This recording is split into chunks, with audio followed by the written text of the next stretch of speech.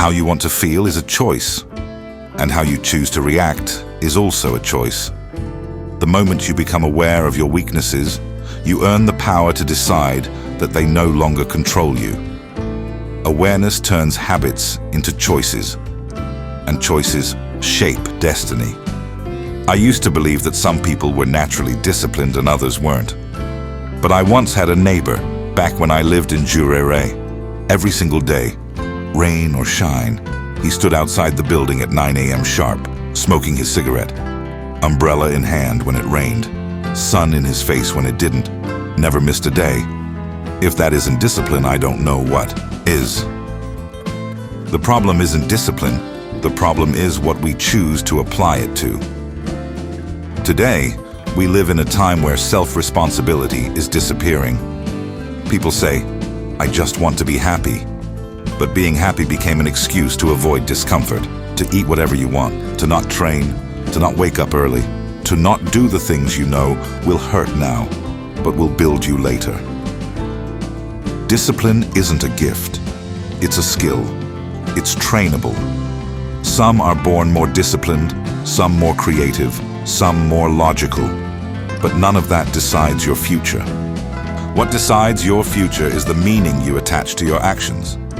Most people lack discipline because they keep asking themselves, I don't like doing this. I don't feel rewarded for doing this. I don't see the point. But let me tell you a truth. Nobody does what they don't want to do, unless the reward is clear. And discipline is simply the bridge between where you are and where you want to be. People confuse motivation with excitement. You hate waking up early. But if I told you that you're leaving tomorrow on an all-expenses-paid trip to Paris, you would wake up happy before the alarm even rings. So waking up early wasn't the problem. The problem was what you connected to the act of waking up early. In neuroscience, motivation is just a spark, just an ignition. It doesn't keep the fire burning. The biggest mistake people make is trying to motivate themselves only through positive benefits. I need to work.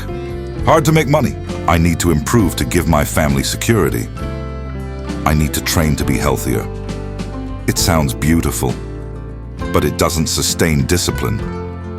Do you want to know what works? Raising your awareness of the consequences of not doing what needs to be done. What happens if I don't work? My family suffers, my dreams die, my future collapses.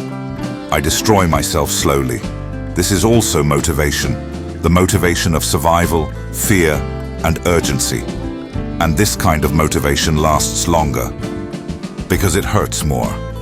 There are 3 psychological triggers that truly move you: fear, pain, and embarrassment. Not comfort, not good vibes, not wishful thinking. Your brain's primary mission is to save energy. It's ancient, millions of years old. Back when we were nomads, we didn't know when we would eat again. So the brain evolved to always choose the easiest path, the safest path, the path that required the least effort. That's why you feel temptation to skip the gym. That's why you want the couch instead of a meeting. That's why your mind whispers, why try harder? Things are fine. Your brain is always negotiating with you. Order the pizza. Stay where you are. Why fight? Why grow? Why change? But discipline is remembering every single day why you started. It is reminding yourself of what's at stake. It is choosing long-term over short-term comfort. It is saying, this hurts now, but it will build me later. People aren't born disciplined. The environment shapes them or destroys them. Your brain works like a phone. It comes with default apps installed by your parents, your environment, your culture. Beliefs like a 2-seater car is selfish. Luxury is unnecessary. You don't need more than this. But often these beliefs aren't truth. They are defense mechanisms. Ways for people to justify their limitations. If you don't have $800,000 for a watch, you say the watch is stupid. If you can't buy the car, you say the car is unnecessary. It's not that the item is futile. It's that the belief is protecting your ego. Every belief you carry shapes your identity, and identity shapes your choices, and choices shape your life. There are 3 types of beliefs you must confront: identity, capacity, and environment. Identity. Who am I? Who do I want to become? Capacity.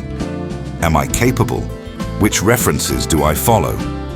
Environment. Who influences me? Who do I listen to? If you surround yourself with 4 unmotivated people, congratulations, you are the 5th. Awareness changes everything. As soon as you recognize a behavior pattern, it stops being a habit and becomes a choice. And choices are powerful. How you want to feel is a choice. How you want to react is a choice. If you are aware of your weaknesses, you can choose to stop feeding them. You can choose your standards. You can choose who you are becoming. You can choose the level of life you're willing to tolerate. Most people try to change their future while refusing to stop being who they are today. But here's the truth. Your future self cannot be built by your current habits. For your future self to win, your present self must lose. Your old identity must die for a new one to be born. That's why letting go is one of the most important skills of success. Letting go of a belief, letting go of a limitation, letting go of a path that no longer serves you. People stay in college for a degree they'll never use.